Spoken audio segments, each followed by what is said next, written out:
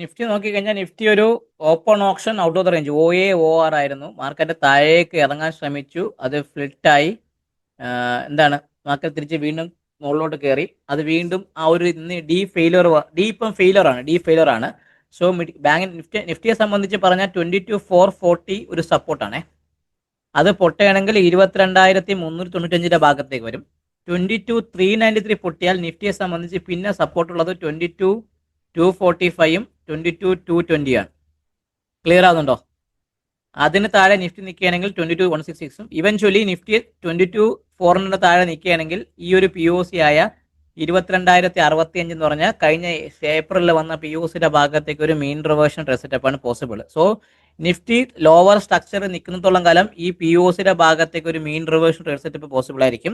അതിനുശേഷം ഇവിടെ ഒരു FA പോയിന്റ് ഉണ്ടോ 21,890 ഭാഗത്ത്, കഴിഞ്ഞ വർഷം ഏപ്രിൽ ഭാഗത്ത് വന്ന ഈ ഒരു FA പോയിന്റിന്റെ ഭാഗത്ത് 21,890 എന്ന് പറഞ്ഞ ഈ ഒരു FA പോയിന്റിന്റെ ഭാഗത്തേക്കാണ് നിഫ്റ്റി എയിം ചെയ്യണത്. സോ ബാങ്ക് നിഫ്റ്റിയെ സംബന്ധിച്ച് പറയുകയാണെങ്കിൽ bank Nifty gap down opening ആയിരുന്നു, OA OR ആയിരുന്നു. അത് ഒരു ഓപ്പൺ ഡ്രൈവിന്റെ ലക്ഷത്തോടുകൂടെ താഴേക്ക് നിൽക്കുന്നുണ്ട്. പക്ഷെ അവൻ ഇപ്പം ഡി ഫെയിലുവർ എന്ന് പറയാം. ഡിയുടെ ഇതുവരെ ഫോളോ ആയിട്ടില്ല, ഈ താഴെ. ഇപ്പോൾ ബാങ്ക് നിഫ്റ്റിയെ സംബന്ധിച്ച് 50,767 സ്ട്രോങ് സപ്പോർട്ട്.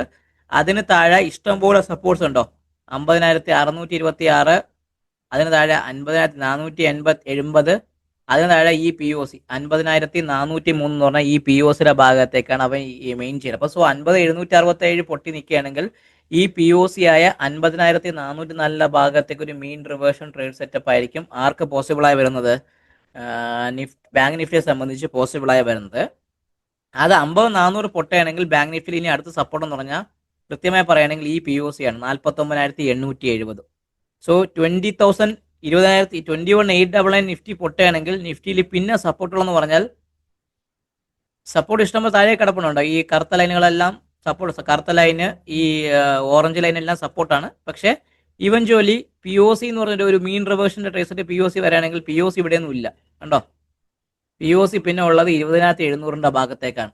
സോ നിഫ്റ്റിയെ സംബന്ധിച്ച് 21,899 പൊട്ടിയാൽ ഒരു റിസ്ക് ആണ്.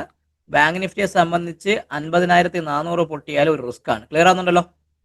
ഇതാണ് എനിക്ക് പൊതുവേ പറയാനുള്ള ഒരു വ്യൂ ഇനി അങ്ങോട്ടുള്ള.